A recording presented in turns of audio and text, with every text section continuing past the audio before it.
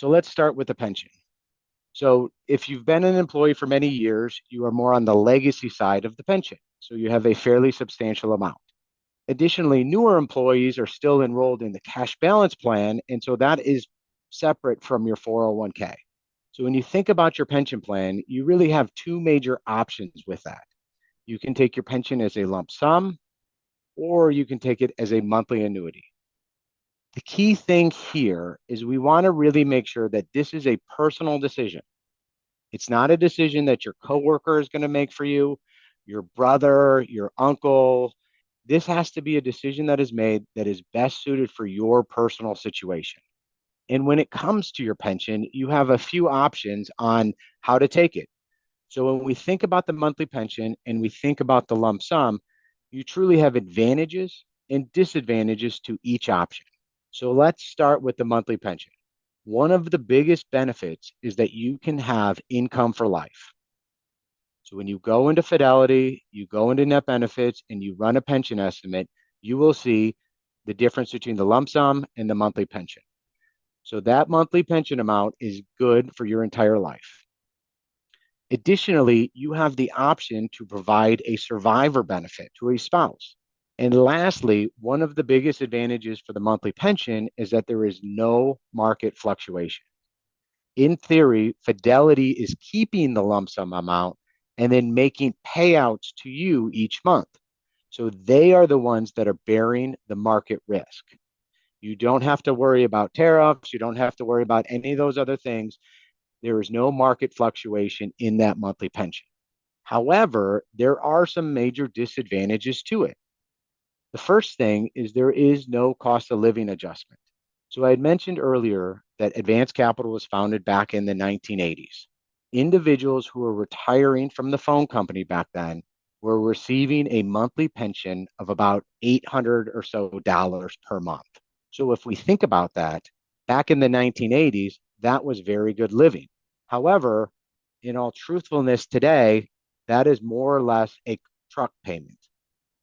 So we have to be mindful of when you have a monthly payout for a long period of time, inflation truly takes over and it can really diminish the amount that you receive.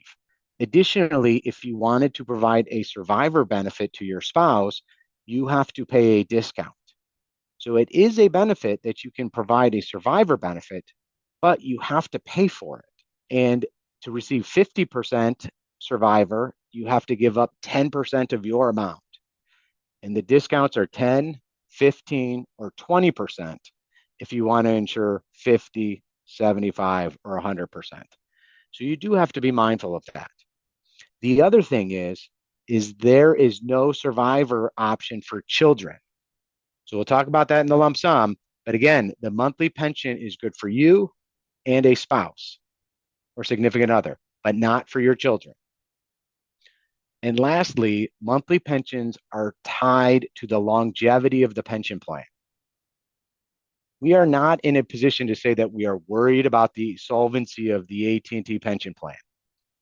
But there are other plans that have gotten themselves into trouble because, like I had mentioned earlier, they are bearing the investment risk.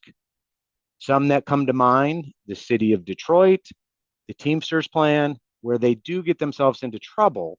But truthfully, at this point, AT&T's plan is very solvent and very strong. On the lump sum side, the retiree controls more of the investments. They also can control more of the income. You receive your lump sum payout, and normally you can put it in your 401k or you can put it in an IRA, and you can choose the amount of risk. You can choose the type of investment that you put your money in. Additionally, like I had mentioned, from a beneficiary standpoint, you have more options with the lump sum. You can have your spouse, you can have your children as beneficiaries. If you don't have either, you can put your siblings, your parents. There are much more options than just with the monthly payout. And finally, there is more inflation protection because you have more flexibility with the investments and the amount that you can take out. There are certain rules, and we'll go over those in a minute, but you have more options versus just receiving a set amount for the rest of your life. However, there are some disadvantages when it comes to the lump sum. The first is you have to invest the money. You can put it under your mattress, but truthfully, if you're going to live on this money, you have to be mindful that you more than likely have to invest it so the money can make you money so you can take your withdrawals. But there may be periods of time where you have more money than you started with, or it could be less money than you started with because of market fluctuation. However, when you find a good financial advisor who puts it in good investments, it will serve you well over long periods of time, but there could be some times where there is fluctuation. But truthfully, like Mike and I can talk to you about, self-discipline is one of the biggest risks when it comes to the lump sum. Sometimes individuals retire too early. They haven't saved well enough. They run into a financial issue where they need to take additional money out. If you've worked for 20, 30, 40 years at one company, you've built this pension plan. However, we have seen individuals treat this money as lottery winnings and quickly can spend this money down because they have to take care of others or something comes up. So self-discipline is very, very important if you are considering taking the lump sum. The other big thing to understand when it comes to the lump sum payout is that the balance can fluctuate on a year over year basis. For the monthly, every bit you work, you get a little bit more in the payout. However, the lump sum can fluctuate based off of interest rates. So years ago, they used to use what was called the GAT rate. So people understood that as, oh, the change in the GAT rate. They changed it to the corporate bond rates recently, but in the end, it's still interest rates.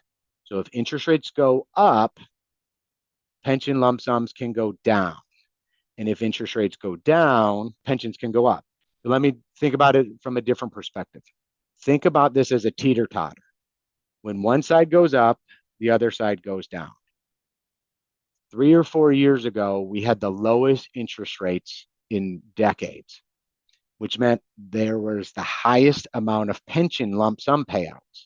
As inflation started to rise and as the government started to raise interest rates, pension balances started to go down. So it can fluctuate on a year over year basis. Rates calculated in November are used for the following year. So pension payouts in 2025 were about 5 to 7% higher than they were in 2024. So again, we always like to see, a lot of times people will leave at the end of December or they'll leave in early January because they're trying to time the interest rate changes. And so us as advisors help clients figure out if you are planning to leave and you are considering the pension, you want to time this so that you are maximizing the amount of money that you get when you leave the company.